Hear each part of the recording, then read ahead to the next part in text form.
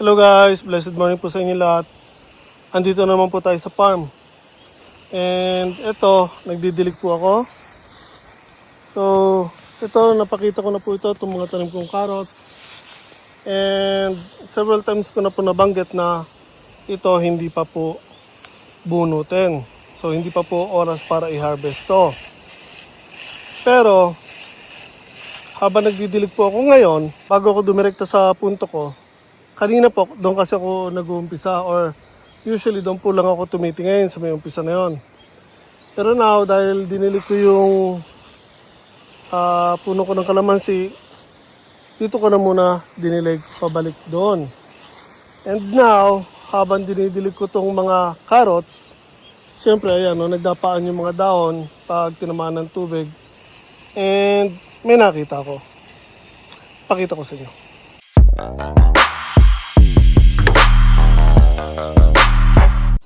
So, okay guys, pakita ko sa inyo ang sinasabi ko. Ayan po, nagdidilig po ako dyan. Then, habang dumarating tayo dito, kita nyo ba?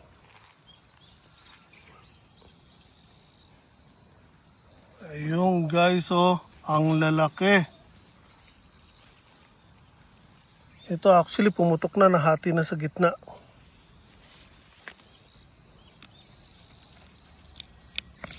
Wow. Ito yan guys, ang laki oh. Pumutok na nga eh. So pati yung mga katabi niya, ay hindi, malalaki rin. Dito marami na rin. Doon. So today bago tayo umuwi, magbubuno tayo ng ilang pirasong carrots. Again yan, kahit pumutok po yan, okay pa rin po yan. Magagamit pa rin natin yan. Yan oh. Ito rin, laki na oh. So, maybe because dito sumisikat ang araw, dito yung napupuntirian ng sikat ng araw, mas marami ang naglakihan agad dito sa lugar na to. Again, dahil nga sinabi ko or nabanggit ko na lagi akong tumitingin doon sa kabilang side at dito lang sa may umpisa. Ayun o, may malaki na rin. Ayun, malaki na rin yung isa na yun. So, yan. Okay. Wow, guys, ito. Ayan, oh, laki, oh. Ayan, guys, ang taba, oh. So, most likely ito rin. Oh, ito rin ang laki, oh. So, tulad ng sinabi ko, doon sumisikit ang araw. So, itong right side na to, andito yung mga malalaki na carrots. And most of the time, bumubunot ako kasi lagi dito lang sa left side. So ito yung less sunlight ang natatanggap nila. Kaya mas malilit. Although may malalaki ako nakukuha dyan paminsan-minsan, hindi katulad nito. So ito ang nakakakuha ng full sunlight pag sumikit ng araw. Yung doon sa side naman nun, once na nasa taas na po ang araw. So, yan. Ay, ito, gumagalaw na.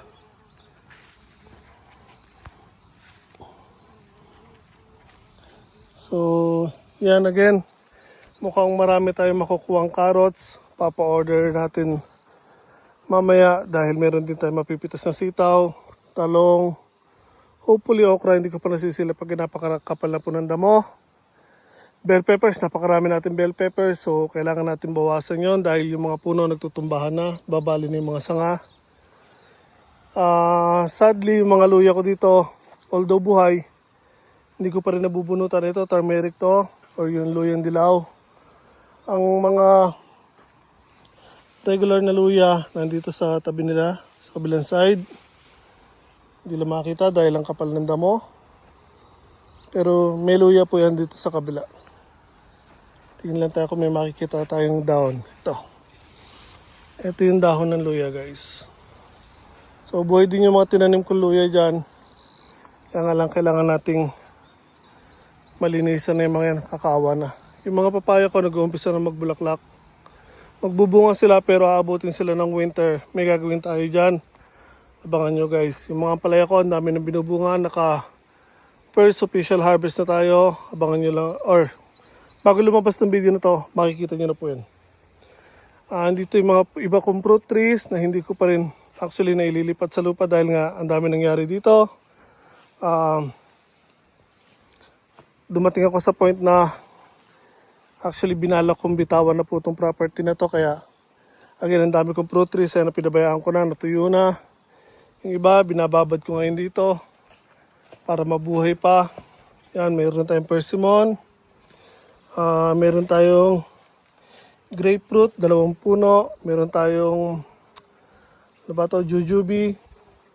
So again, dito meron pa rin tayong persimmon. Doon marami pa puro tropical fruit trees. Pero somehow pwede sila dito kasi, ewan ko, pwede sila sa malamig. So again, yan, mga kalabasa nagbubunga na doon. Kamatis, ang daming pitasin din today.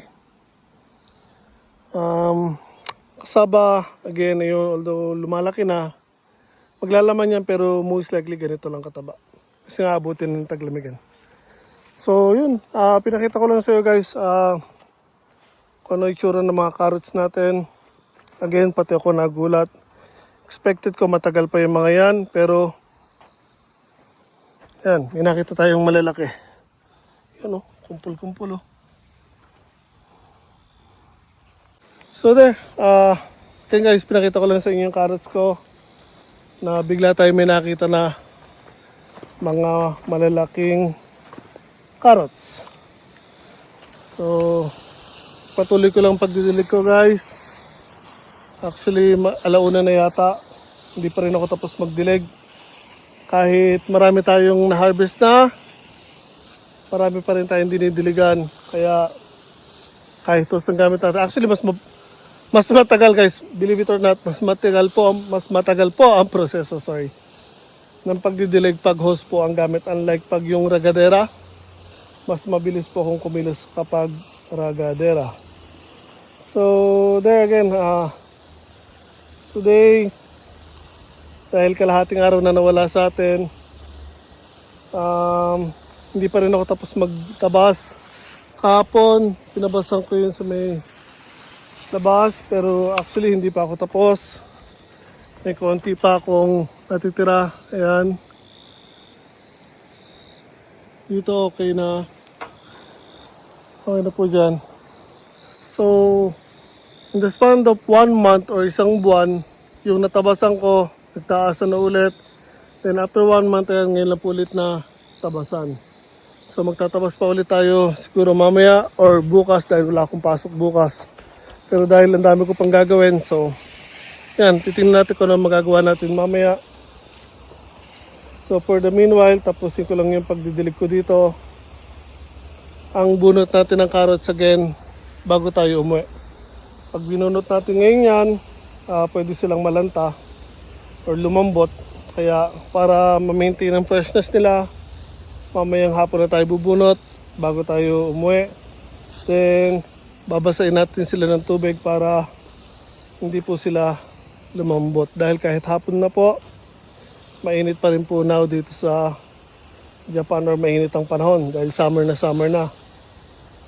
So, there. Wait. Yung mga talbos nga pala guys. Ayan o, talbusin na yung mga kamote natin. Marami na tayong pwedeng kuhaning talbos dyan. Kahit talbusan ko sila, okay lang, maglalaman pa rin po yan. Ang main purpose ko kaya ko sila tinanim dahil sa talbos, hindi sa laman. Dahil malakas din ang bentahan dito ng talbos ng kamote guys. Kaya